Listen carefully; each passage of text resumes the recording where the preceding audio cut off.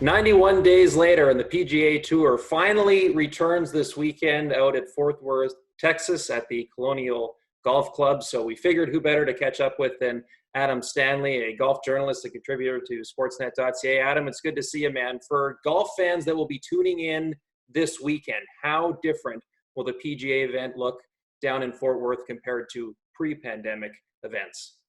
It's going to look very different. If I could say it in one word, very is probably the best descriptor. There's going to be no fans, not just this week, but for the next 4 weeks as well.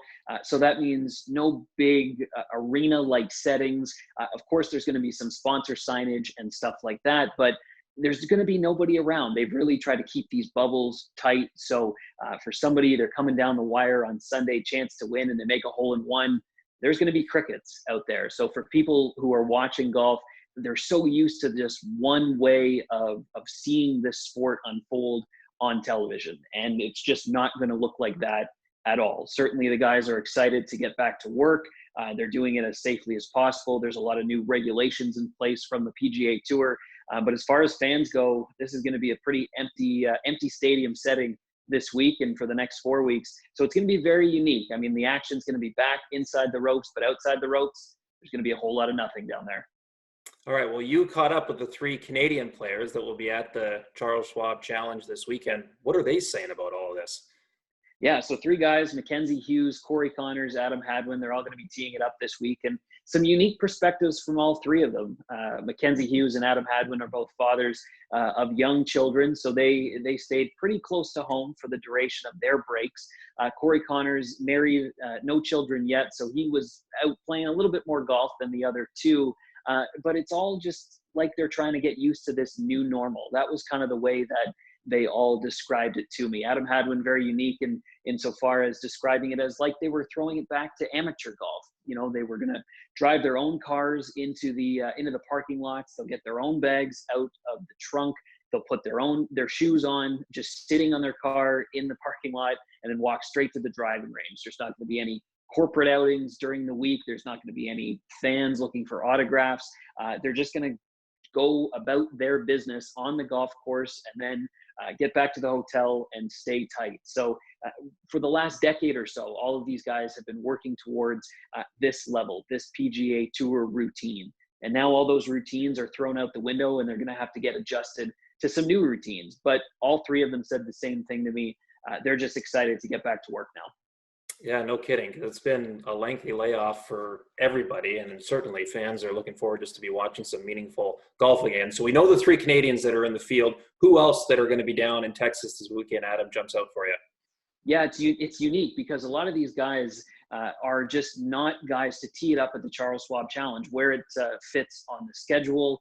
It just doesn't jive with some of the best players in the world. But after a 3-month break, all these guys are itching to get back out there. So all of the top 5 players in the world will be there. 8 of the top 10, and I believe it's 75 of the top 100 golfers in the world. So no Tiger Woods this week, but pretty much everyone else that you can think of. So it's going to be good for even the casual sports fan tuning in. They're going to see some names that they will likely know. We've got Rory McIlroy, world number 1 PGA Tour reigning player of the year there. Brooks Koepka, Dustin Johnson, Jon Rahm, every big name that you can think of in the sport, anyone that's had a really good last 12 months, 18 months, 2 years, they're all going to be there. They're all, just like the Canadians, anxious to tee it up again. And despite the fact that a lot of these guys have never played this golf course before or teed it up in this tournament, they're ready to be back in action again. So when people tune in this weekend, they're going to see the best names in the sport teeing it up. But they won't see Tiger, who, of course, earlier on during the pandemic was part of the big charity match with Peyton and Tom Brady and Phil Mickelson. What's the latest with regards to Tiger's return to tour play? When can we see him back in action in that regard? Yeah, I mean, Tiger looked so good during that charity challenge. And this is a guy who hasn't teed it up on the PGA Tour since February. He didn't play in some of those Florida events that he usually does, including the Players Championship, the event that was canceled after 1 round. So it still remains to be seen when we're going to see Tiger Woods play on the PGA Tour again. However, someone has been out tracking his yacht. His yacht's name is Privacy. It was docked off the coast of Florida where he lives, and it seems to be on the move. So if his boat is any indication, that boat looks to be going north towards South Carolina, where next week's PGA Tour event is being played, the RBC Heritage. So no word quite yet as to whether or not Tiger's going to tee it up. But like I said, if his boat movement is any indication, we may see Tiger next week down in South Carolina.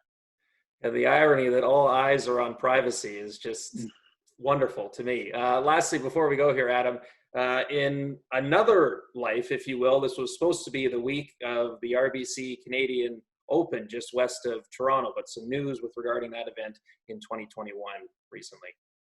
Yeah, kind of ironic that the golf tournament, the golf world returns this week, but it's not during the week of the RBC Canadian Open. Funny enough, there's a Canadian who's actually the tournament director at this week's event down in Texas. So a little humor there. But yeah, the membership of St. George's Golf Club just west of Toronto, they voted 74% in favor of having the tournament return in 2021. That was kind of the last hurdle that everyone needed just to confirm that, yes, although we didn't have it at St. George's in 2020, 2021, St. George's will play host to the event, while Islington Golf Club, which is just down the street, will play host to the practice facility. So no 2020 RBC Canadian Open at St. George's, but next year it'll be back there in Toronto.